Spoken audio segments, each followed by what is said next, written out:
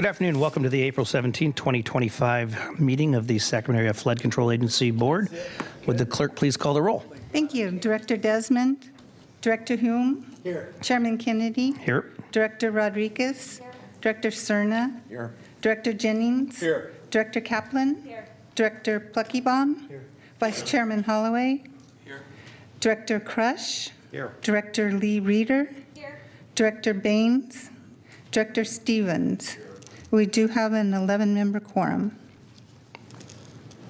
Good afternoon, ladies and gentlemen. This meeting of SAFCA is being live streamed at metro14live.saccounty.gov and will be recorded and re-aired on Metro Cable 14 on Saturday, April 19th at 3 p.m.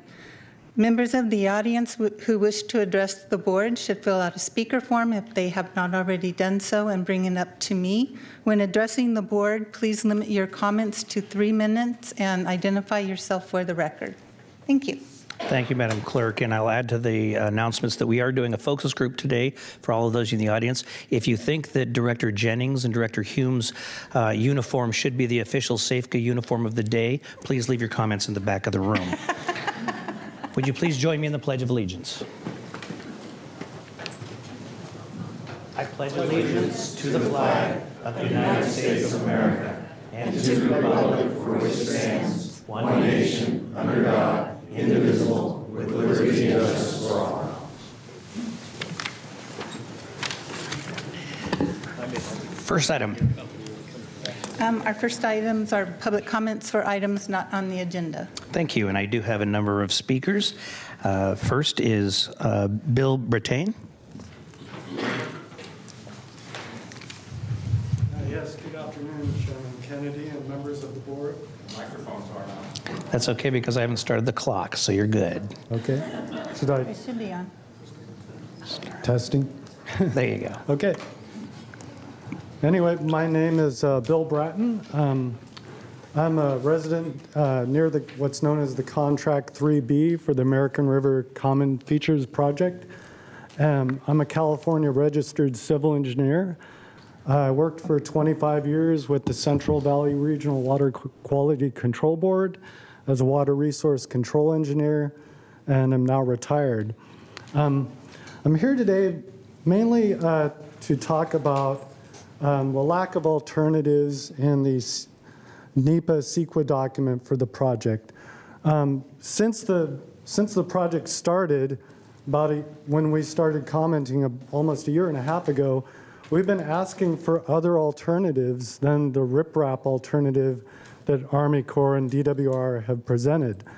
And so far, whenever we've asked for that, we've essentially been told to go pound sand by Army Corps, by our elected officials, or anyone else that we talk to.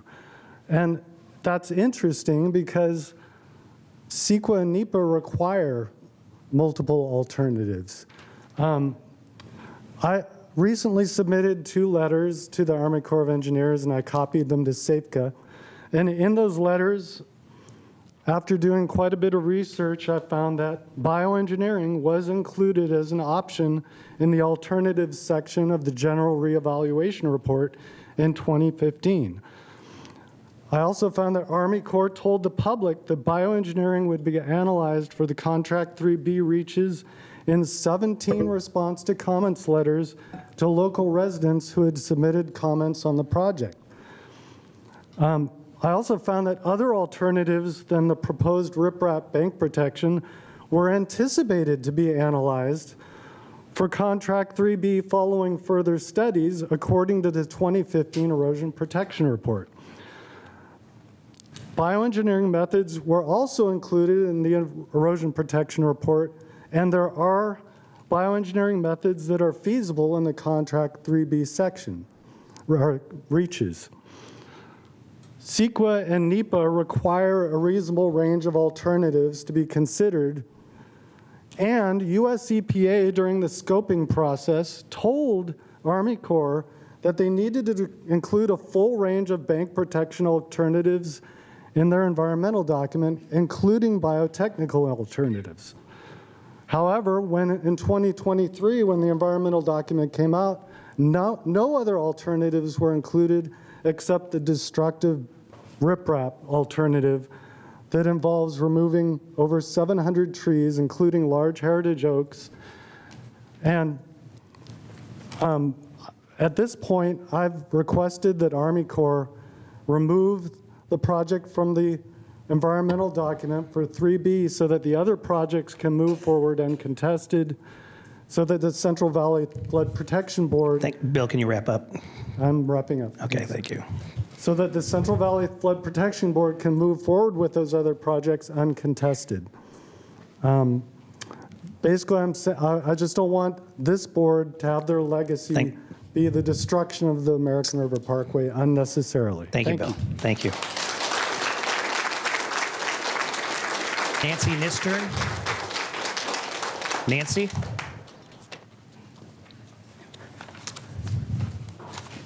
Hello. My name is Nancy Niskern, and I'm here to talk about the American River Common Features Project. The environmental impact statement and report is issued for each project to evaluate the potential significant environmental impacts of the alternatives proposed in the project.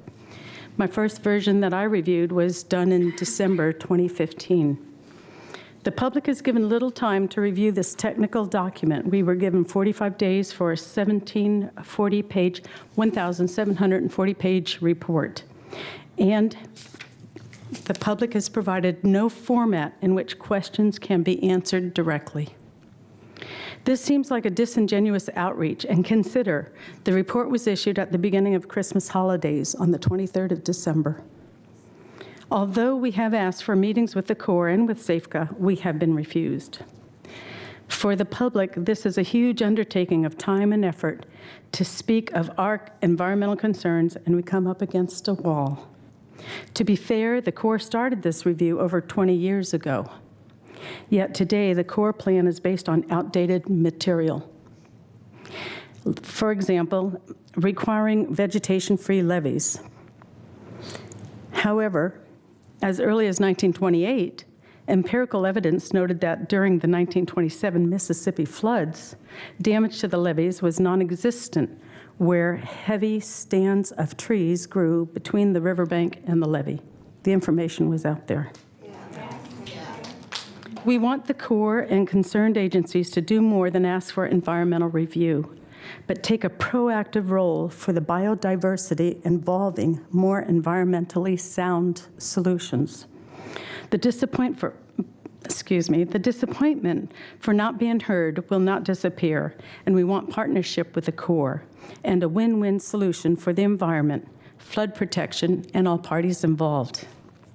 For all parties involved. This is a good time to pause Contract 3B, consider better alternatives for the environment, meet with caring stakeholders. In this way, we believe we save money, target the weaker areas of the riverbank, explore nature-based solutions, and walk away winners, especially for our children. Thank you very much. Thank you, Nancy. Julie Gabel. Julie? Thank you.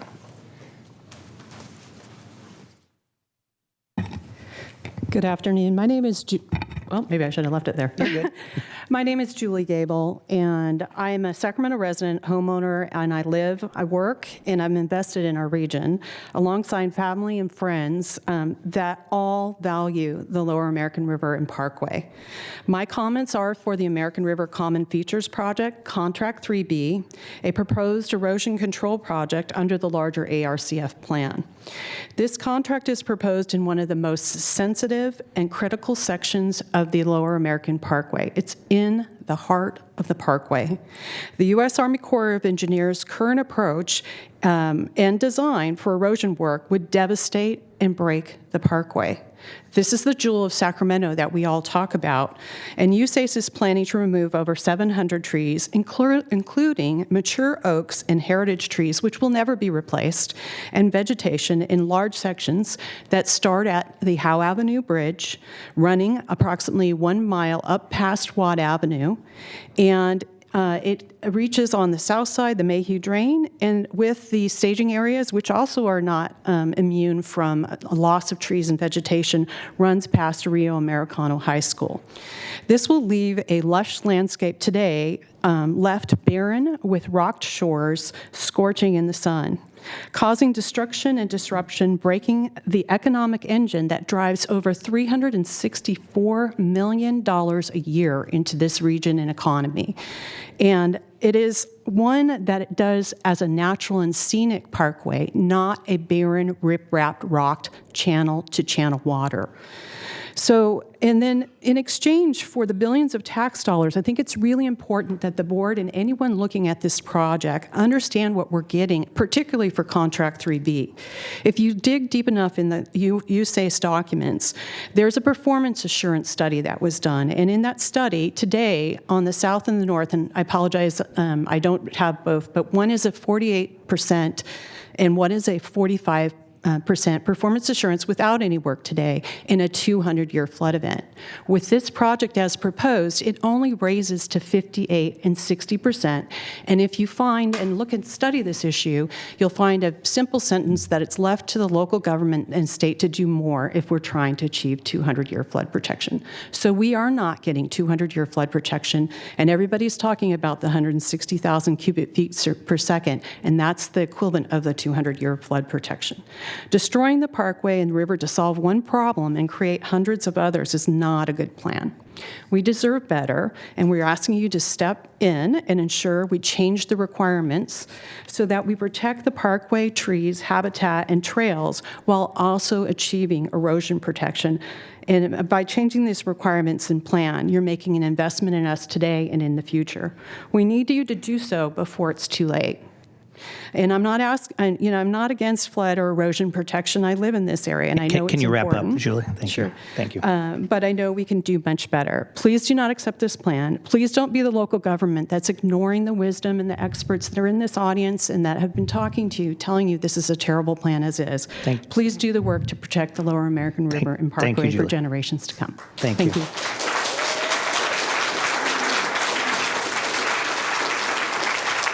Annette Perot.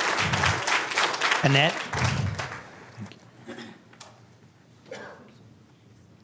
Hello, I'm Annette Farrow, and I'm a property owner near the river, and I'm talking about 3B. And when my family needed to move here 3 years ago, I said, well, I needed a place where there's trees and where the river is. And so we found a place very close to the river. We paid a premium, a very big premium, to be right there by the river.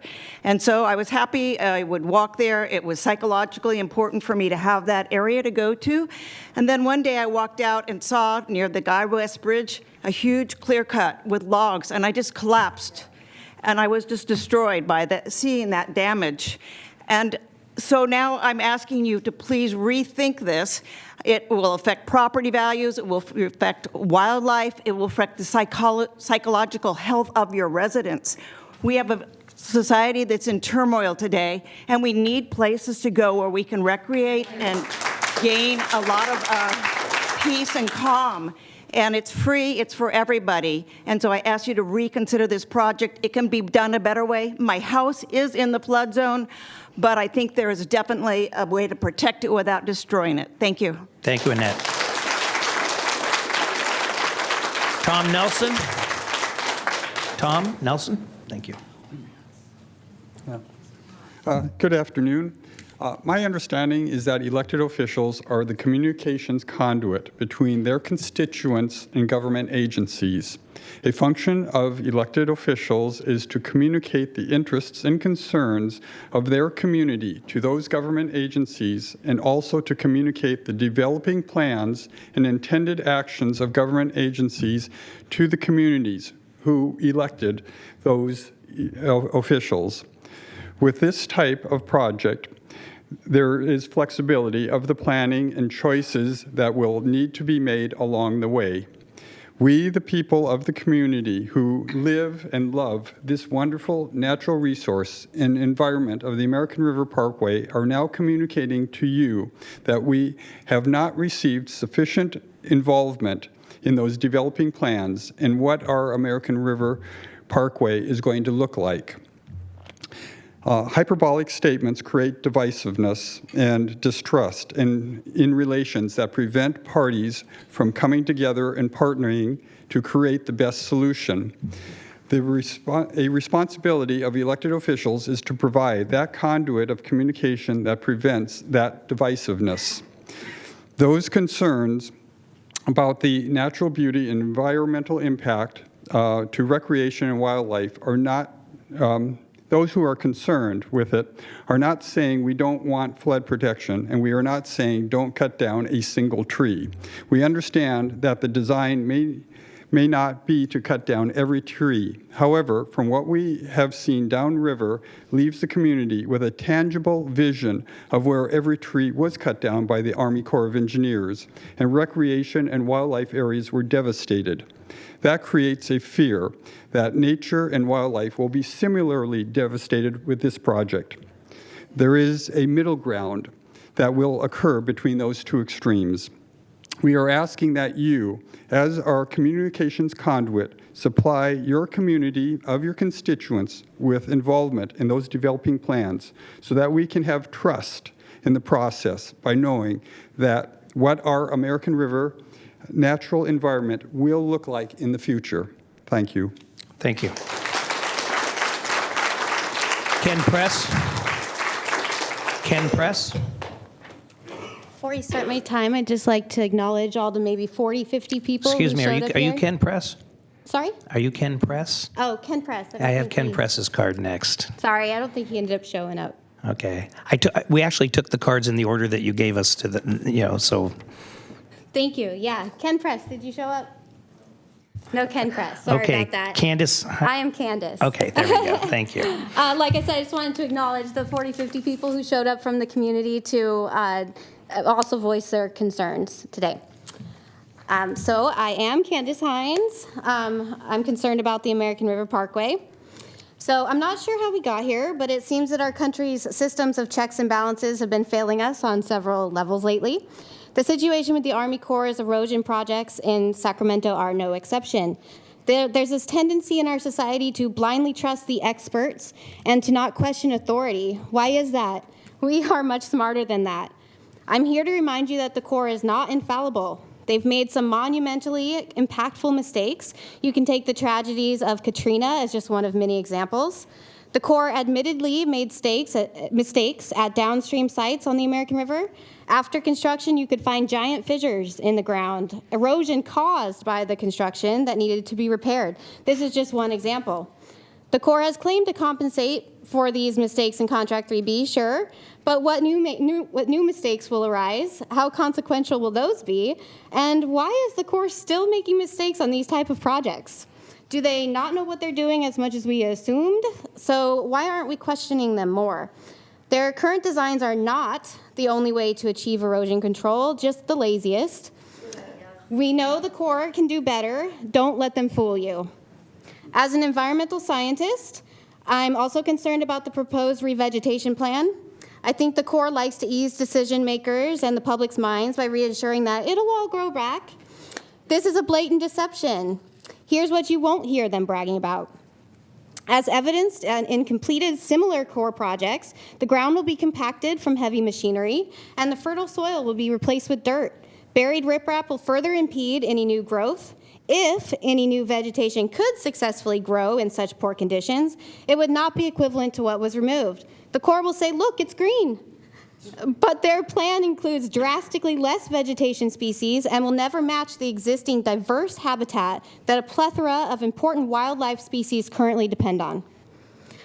As the riparian forest currently stands, the well-developed armoring root networks and the dense above-ground vegetation that slows the flow during high flows offers some unmatched quality flood protection that would be lost forever. This could be a critical mistake. Why aren't we questioning this serious and irreversible decision more? Why doesn't the Corps work with the benefits of nature rather than against it?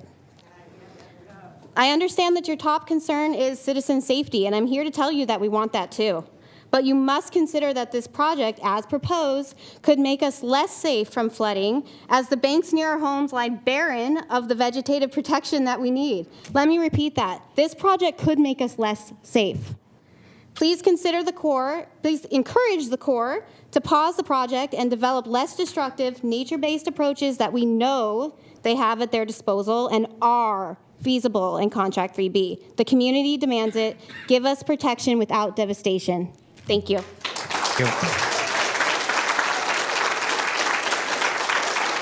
Pete Spalding.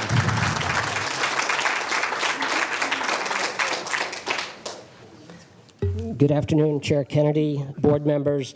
And the problem with the order was on me. Evidently, Ken wasn't able to make it today. That's fine. But hopefully he'll be here next month. Pete Spalding from American River Trees. And I know you have a lot on your plate, a lot of critical issues. Your jobs aren't easy. But like those that have spoken here today and those that have stood up to support those of us that have been speaking, I also need to speak up about the erosion control work under Contract 3B. And especially the board members Kennedy and Hume, Rodriguez, and Cerna, thank you for listening to the Friends of Sailor Bar.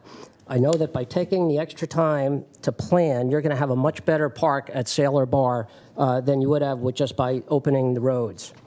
This past January, the Corps adopted long overdue agency-specific procedures. These procedures expand the traditional cost-benefit analysis to factor in environmental and social gains of projects. The procedures were described in the March 18th issue of Scientific American. Dr. Todd Bridges, creator of the Engineering with Nature initiative in the Corps' research division, called them the most significant policy change update for the Corps in a generation. With new national levee safety guidelines that will be out once a new assistant secretary at the Corps is appointed, and climate change initiatives, if the planning process for the work on the Lower American River were to start today, that process would be far different from what was done before, and the designs would be too. So let's not sacrifice another 3 miles of wild and scenic American River Parkway because of bad timing. Similar to Sailor Bar, let's take the time to do it right. It's also come to my attention that some officials believe that we are saying that no trees or vegetation can be removed as part of the contract. This is not the case. We have continually stressed a more targeted surgical approach to minimize tree removal, especially to heritage trees, minimize destruction to the parkway and its wildlife corridor. We've constantly encouraged meaningful community engagement, state-of-the-art modeling, bioengineering alternatives, dialogue, discussion, questions, and answers, balance among erosion control, flood protection, and preservation of our wild and scenic American River Parkway. American River Trees, those 40 or 50 people joining us here today, and 2,800 people that have signed our petition insisting that the Corps work with the community are committed to improving, not stopping the project. This is not an emergency situation. Let's get the Corps to use their newly adopted procedures for making water resource investments. Let's get the Corps to say, we heard you, we have better info, and we will do it right. Everyone will admire them for that, and everyone will admire you for that as well. Less destructive designs could be less expensive to construct and offset construction cost increases due to the pause. Let's take the time to do it right and get a win-win-win outcome. Erosion control, flood protection, a wild and scenic American River Parkway. This is what the people here deserve and what all the people of Sacramento deserve and what the Jewel of Sacramento deserves. Thank you. Thank you, Pete. Kathleen Strictly. Kathleen Strictly. Kathleen.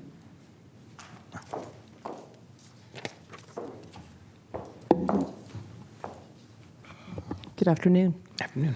Thanks for your time. I don't have anything prepared. I'm just going to speak from the heart. I grew up along that parkway. It's my heart. It's my home.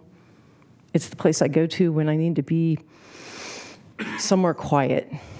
I've gone there on several times for a million different reasons. Every time I go, I see something different. I see something new. It's alive. It's vibrant. There's more species than I can even count on both hands that thrive down there. What I will add is in the Great Flood of '86, we were just about a block away. We had a raft in the garage waiting. It didn't go over. The water flowed. It got to where it needed to be. Several years later, in the early 90s, there was another high water incident. The levees held. The water flowed. It went through. What I can tell you about what I've heard from the project that's happened down around Sac State is with all those animals that had nowhere to go, well, there was a massive cat kill in East Sac. I don't know if you all are familiar with that, because the coyotes needed to eat. Can you imagine where the animals that live there now would have to go and what they would have to do? It's all things that we need to consider. It's where we all love to go. I don't know if you've ever had the opportunity to walk along that stretch of the parkway. I welcome you to do so. It's gorgeous. And ripping out everything that we love along with the animals, it would just be devastating. And with some of the other speakers, what they've pointed out about taking away that critical infrastructure that already exists with the roots and the trees, it's just gonna, all that, it's gonna wash away. It's not gonna hold up, especially with that influx of water that you guys are imagining is gonna come through. Those riprap projects are not great. Those trees, they hold. Those levees, they've held. I believe there's another way to get this project done without ripping all of that out, without displacing all of that biology, and without breaking everyone's hearts. I can't implore you anywhere beyond that. I'm a fourth generation Sacramentan, a fifth generation Californian, and that stretch of the parkway, like I said, it's my home. It's all of our homes. And I really urge you to come down and to walk it. If you have not done that yet, I think you're doing yourselves a great disservice by at least not experiencing what that stretch of the parkway holds. So please, reconsider. Thank you.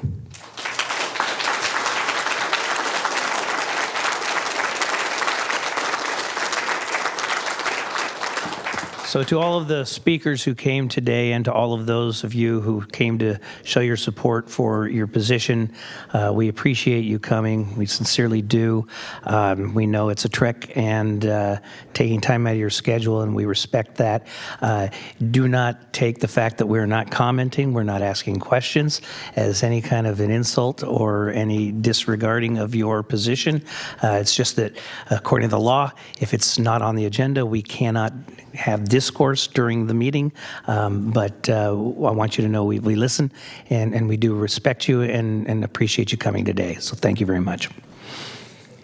With that, next item, please. Our next item is closed session, and the directors will recess to hearing room 2. All right, we will recess to closed session.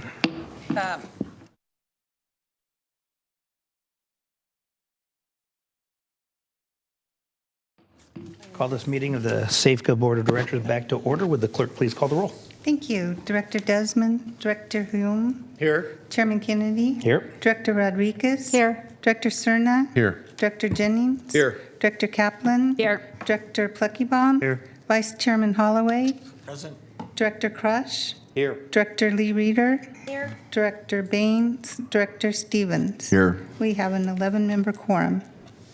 Thank you. Council, is there anything to report out of closed session other than the public employment item?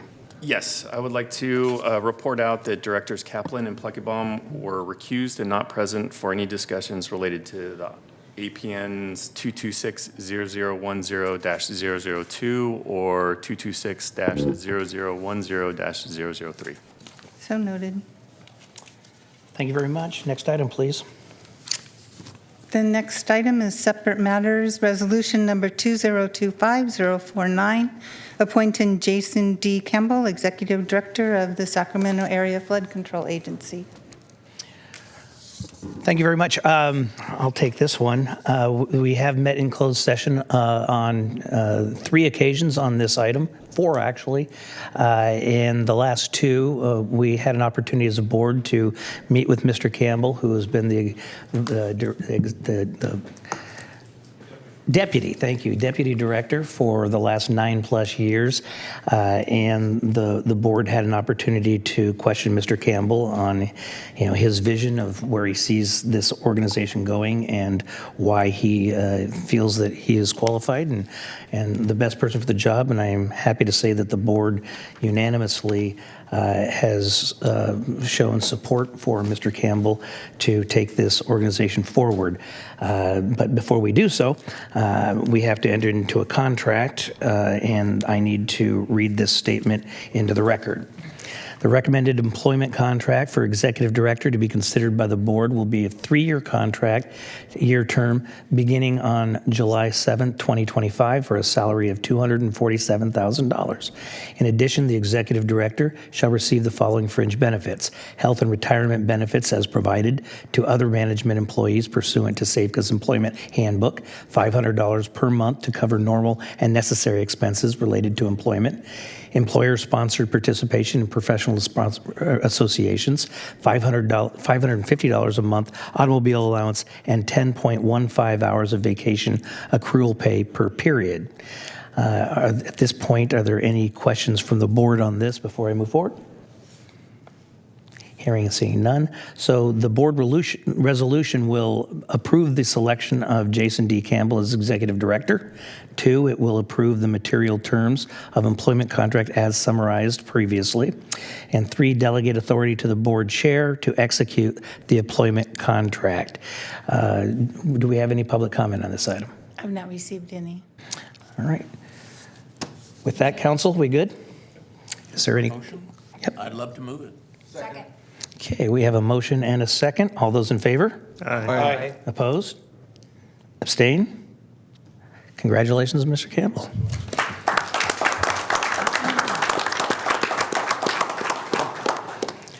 I would love to give you the opportunity to speak to the board at this point, but we're getting late on time, so here. Next item, please. Next item are consent matters. Items 2 through 10 are in order. Is there any questions of the board on consent? Second. We have a motion and a second. I believe that Excuse me. the Director Crush has a comment. Yes, I need to recuse myself on item 5M. Okay, before we have any comment or any vote, I will help you. Correction, that's item 6 in. Is it Woodward and Curran? Wood Rogers? Item M, okay.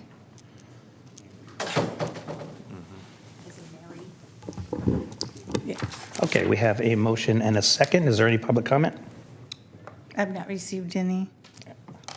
All those in favor? Aye. Opposed? Abstain? All right, thank you. The next item is the Executive Director's report.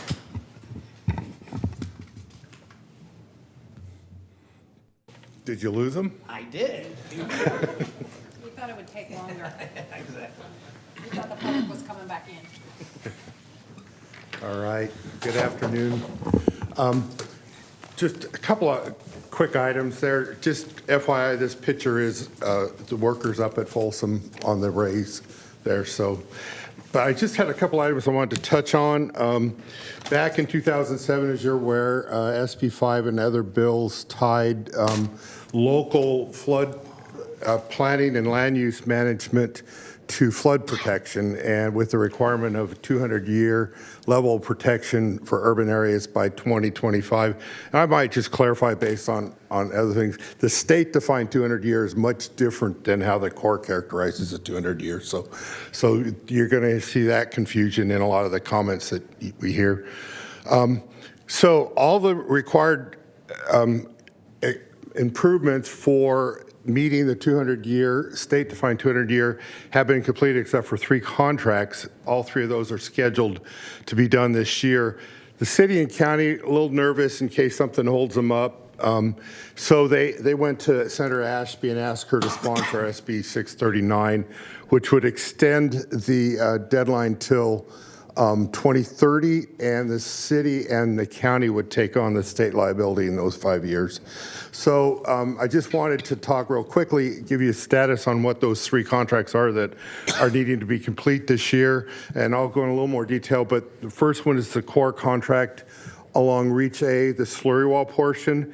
Then SAFECA's got a contract where we're rebuilding the Sweeney Ranch pump station, and the city has a sump pump 89 down, and I'll talk a little more detail on those right now. So on the American River Common Features Natomas Basin, Reach A is down in the lower corner there. It's along the Sacramento River, the last part there.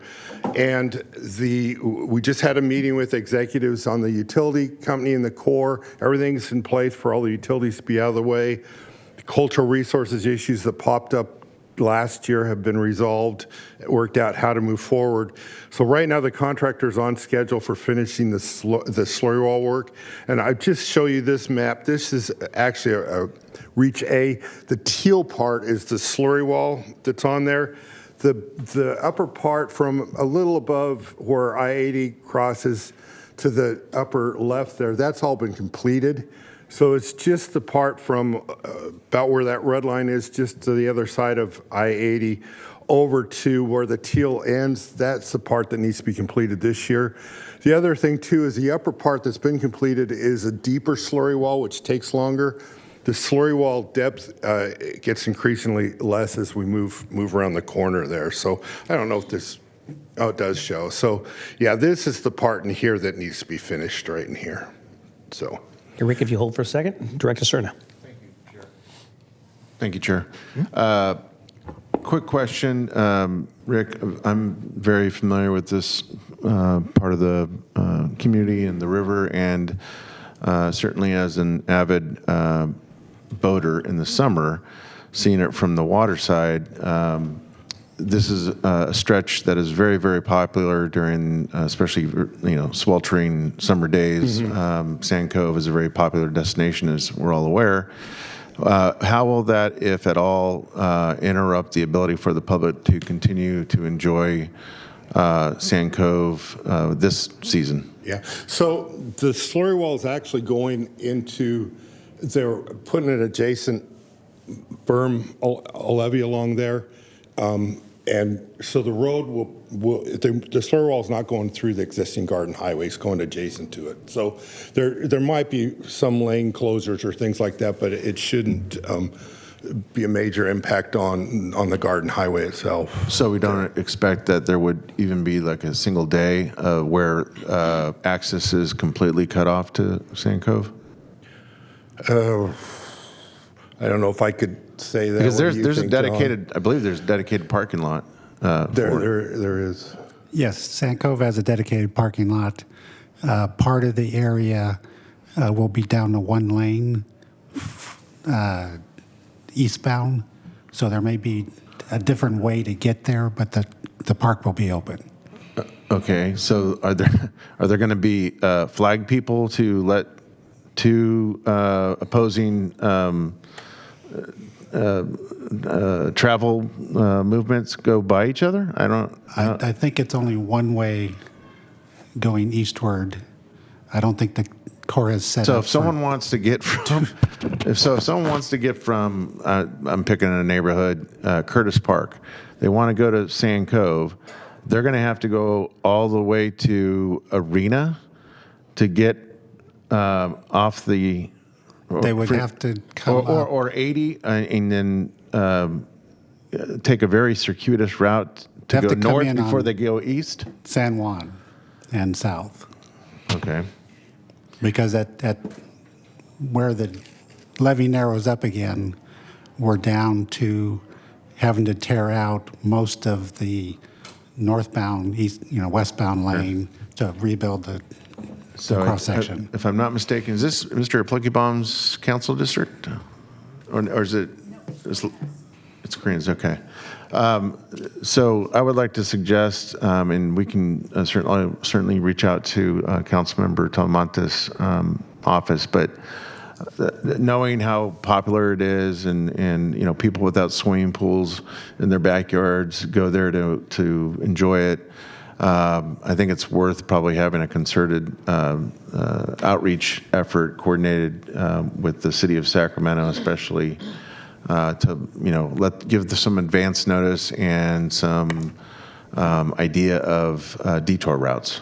I think that would be helpful. So, thank you. Yes, okay, thanks. A good idea. Thanks.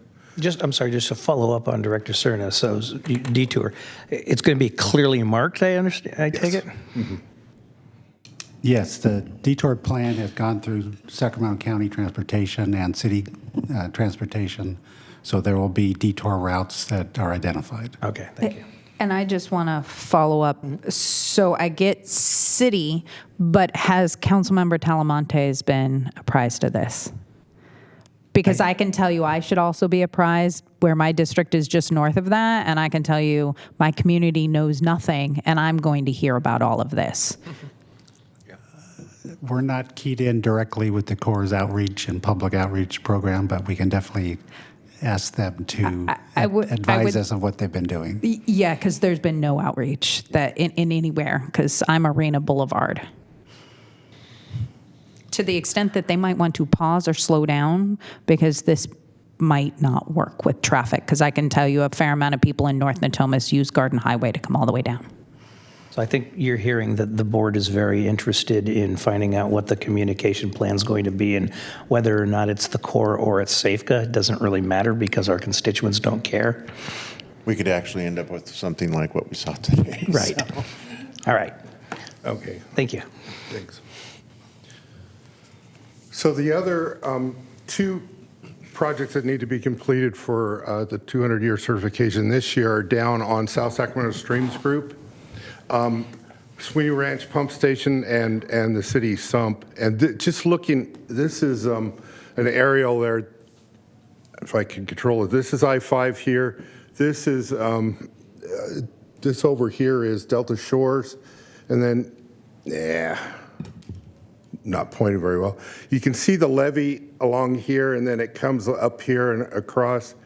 So the Sweeney Ranch Pump Station is over in one corner, and the city sump is on another section there.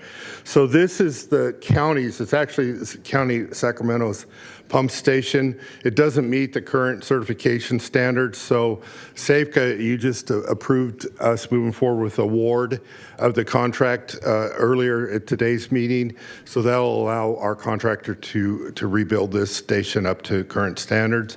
And then the city, they've been working with the Corps for several years. They've been trying to get a 408 permit, which is the permit from the Corps that allows them to make modifications to the levees. They kind of were stalled because their design didn't meet the new criteria. They asked us to help them. So we've helped work through with the Corps and the city what changes need to be made. They got their permit. They're out actually bidding it right now, so they'll be moving forward also. So just changing gears a little bit, we had our board chair trip first week in April, and we wanted to meet, the idea was to meet with our normal delegation, congressional delegation, and the agencies we work with the most. Chair Kennedy wanted to assure them that Safeca will continue to function during the ED transition, and just reassure them that we're moving forward. So that was the main purpose there. It was also good timing because the agencies are having to make pretty severe cuts, and so we took the opportunity to explain how most of our system is either under construction or has been completed. There's not that many contracts left, so we know you have to make cuts, and things are going well, so make them elsewhere, not on ours. Mm-hmm. So we were able to get that message in also. So that's really all I had. See if there's any questions. I have one comment on that, and on the trip was, 10 Tab Brown, who's the Chief of Programs for the Integration Division for the Army Corps of Engineers. And of all the comments we heard, and we met with members of Congress and Senate staff and the Corps and the Bureau, Mr. Brown, who is high up in the organization, said, no other non-federal sponsor is as sophisticated or has been as successful in the country as SAFCA has. So that's a testament to yourself, Mr. Johnson, and to this organization. So thank you. Thank you. Appreciate it. Any other questions, comments? Thank you. Right, thanks. Our next item is separate matters, information presenting fiscal year 25-26 proposed budget. Jason Campbell, Deputy Executive Director. So each year we bring the proposed budget after we meet with the Finance Committee to go ahead and give a preview, see if there's any additional input that the board would like to make for the coming budget approval. We're bringing it a month early this year because our board meeting lands on Juneteenth, so the June meeting will not be occurring. So we've basically pushed everything up a month. So this is the informational session, and next month we will bring back the budget with whatever comments you may have today. So again, SAFCA uses an alternative method than what many other entities do. We make sure that we get our final budget done all in one swoop. So this year we are bringing forward, we've made our public hearing, initial publication occur. Today we're going to review the draft, and then of course we will be back next month in order to seek your approval for the final budget. And then from there we will go forward and conquer the rest of the flood control issues. So again, SAFCA has a number of assumptions. Again, we want to make sure our projects are moving forward as expected. Our priorities should not change. Continued adequate progress, as Rick just indicated, is what we are really focused on this year especially. And then of course, our revenue assumptions, we can be influenced by things from the external side, but of course, state revenues are a large share of our portion of our revenues coming in for reimbursements and making sure that cost share is happening for our federal projects. But also we have our development impact fee, which is somewhat market driven. And then of course we have our wonderful stable assessment revenues that have been coming in regularly on budget. So taking a look at the projected sources for our coming budget, you can see that we have about $71 million in revenue. We'll break that down here in just a bit. Projected fund balances coming forward as projected. We are anticipating $16.1 million in fund balance in our 4 funds. And then on top of that, we have reserve releases coming from our financial funds as well as some of the other reserves that we have on hand. Breaking down the proposed appropriations, you can see $104 million in appropriations match the sources. That's kind of a requirement. Again, our projects are our largest expense. Every year you see these numbers up in the $60, $70, $80 million range, in some years maybe a little bit more. But we're projecting $85 million worth of expenditures related to projects. Then we have some very small provision for reserves currently. That may change next month. Salaries and benefits relatively stable, very small portion of our overall budget. And the services and supplies and other pieces you can see that make up the rest of the budget funding. So again, we are based on 4 primary operating funds. The Operations and Maintenance Assessment District is our general fund. It has less restrictions, but it is used to pay for salaries and other non-project specific things. Then we have the Development Impact Fee, which is intended to provide additional projects or input into projects to support going to 200-year and beyond. The Natomas Basin Local Assessment District is exactly that. It's an assessment district for the Natomas Basin, and it supplements the projects that are ongoing as well as the Consolidated Capital Assessment District. The Capital CC82, as we like to call it, is the lion's share of all of our funding, about $30 million in revenue in assessments. It funds all of our projects with the supplement from the DIF, the O&M, and of course the Natomas Basin Local Assessment District. Getting on to the specific O&M costs, you can see the breakdown of the different line items, fairly simple. We obviously have our salaries and benefits, some services and supplies that include our insurances and other major tasks that we have to keep the administration going of the agency. The internal cost recovery is the staff time that's coming from working on projects. We charge those project budgets from those other funds and reimburse the O&M fund for that. And then on the financing side, you can see our revenues pretty slim but very stable. The $6.4 million is from that O&M assessment district, which is under the water code. That number does not change. The projection is fairly consistent from year to year, as you can see if you look at the years past. Prior year fund balance of about $1.8 million is what's anticipated to balance out this $8.3 million budget. I'm sorry, $8.83 million. As required by the government code, we have our staff list of positions, as well as the FTEs, or full-time equivalent positions associated with those positions, and the salaries. 18.5 positions has been stable for the past few years. That half position is still a retired annuitant for the Director of Planning. And before we start talking about projects, I'd like to just bring up again, I can't seem to get away from this one because it definitely affects how our project funding works. Again, on our Corps of Engineers projects, 65% is brought forward by the Corps. 24.5% is typical for the state's reimbursements. We do go beyond that in some instances. And then our typical cost share is only 10.5%. So the 10.5% is really what we're trying to make sure we budget in. However, all those state revenues that I was just talking about come into play. So we advance a lot of work on behalf of the non-federal sponsors and the projects. So again, project expenses of $75.1 million. You can see the breakdown here. More than half of that is associated with American River Common Features Natomas and Common Features 2016. Those efforts are very mature projects, and of course, we expect those to go down over the next few years in expenditures, but again, still pretty healthy expenditures that you're seeing. We have, Rick indicated a couple of projects on the Beach Lake area, as well as we are talking about things like Sankey and also some lower yellow efforts that are being funded to make sure that we're thinking about our 500-year level of protection as well.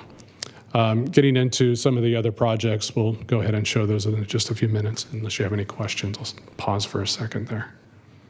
All right. So upstream reservoirs is one of those 500-year goals, and our team is continuing to move forward and have discussions regarding upstream reservoir, rolling into some of the forecast-informed reservoir operations. We are supporting those early stage endeavors, and we've got a number of good conversations taking place, and progress is being made. So this is a repetitive effort, but it's a long lead item.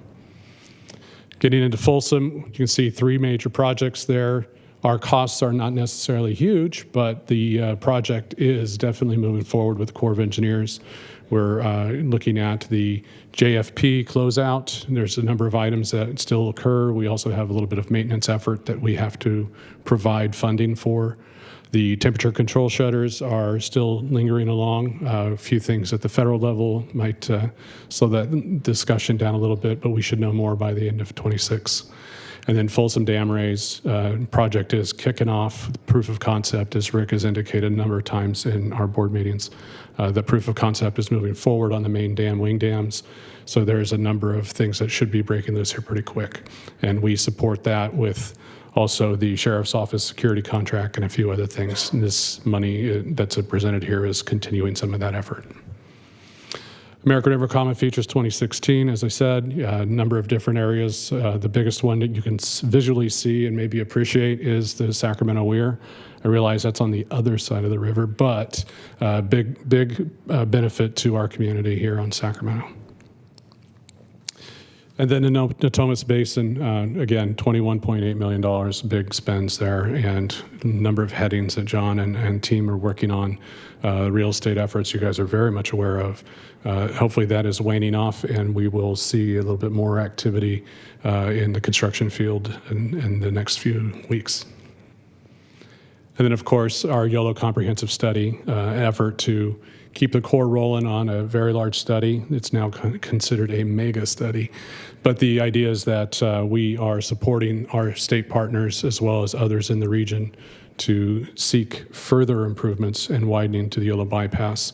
Our contributions of about $2.7 million includes a number of efforts that are reimbursable to SAFCA from the state of California. So overall, this is the development impact fee budget. Again, $26.7 million. A lot of that is transfers from the development impact fee reserves into the operating budgets to fund those projects as discussed. Revenues are anticipated to be about $3.2 million. That's a little bit less than what we've been projecting in prior years, but fairly stable. On the Natomas Basin Assessment District, I repeat this every year, somewhat of a pass-through because we have debt service that those assessments fund, but we do have some residual fund balances and whatnot that we utilize by transferring into the CCAD and using them for Natomas.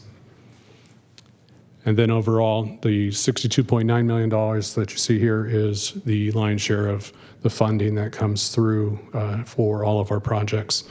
As you can see, operating transfers in of $10 million goes from other funds. Then you see the $27.9 million in state revenue that's anticipated.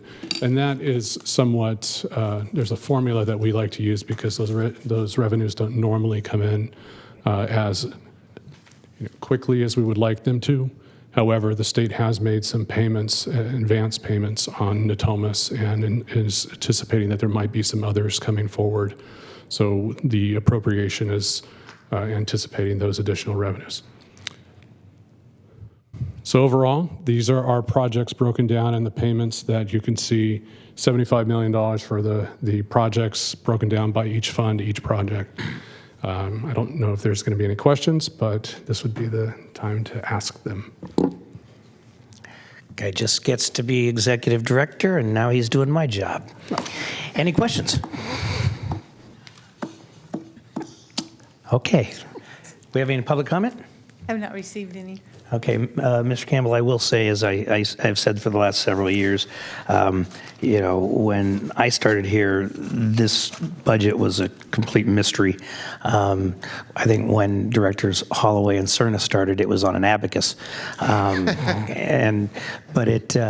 You have taken a very complex budget from, so many different funding parties and so forth, and made it very understandable to both all of us and the public, and I appreciate your work on it. Thank you very much. Okay, thank you. So, that was an information item. This will come before us next month. Next item, please. Next item is a public hearing, resolution of necessity 2025046 regarding portions of APN 2260010-002, property located at 5625 East Levy Road, property owners Spiridon E. and Georgia Avdis, as trustees of the Avdis Family Trust, dated 9/21/06. Mr. DeGroot, I don't believe it's necessary to go through an entire presentation at this point, so let's get to the point. Chair, if we can really quick, can we note the recusals? Oh, yes, please. Directors Kaplan and Pluggy-Baum have recused. I'm sorry, I thought they went to the restroom. Go ahead. At this point, staff recommends this item be continued for a month. So moved. Second. Okay, we have a motion and a second. Is there any public comment? I have not received any. No questions from the board. All those in favor? Aye. Opposed? Abstain? Next item, please. Item 14 is also a public hearing, resolution of necessity number 2025047 regarding portions of APN 2260010-003, property at 5311 East Levy Road, property owner Nick Avdis. Mr. DeGroot. Again, staff recommends this item be continued for 1 month. Okay, and for the record, we will note that, again, that Directors Pluckybaum and Kaplan have recused themselves, and we have a motion. So moved. Second. We have a motion and a second. I believe the second was from Hume. All those in favor? Aye. Opposed? Abstain? Thank you. With that, we have the rest of our items are receive and file. I want to once again congratulate wholeheartedly Mr. Campbell. We look forward, and you'll have an opportunity to address the board fully very soon. And wish once again Director Jennings a happy birthday. We're adjourned.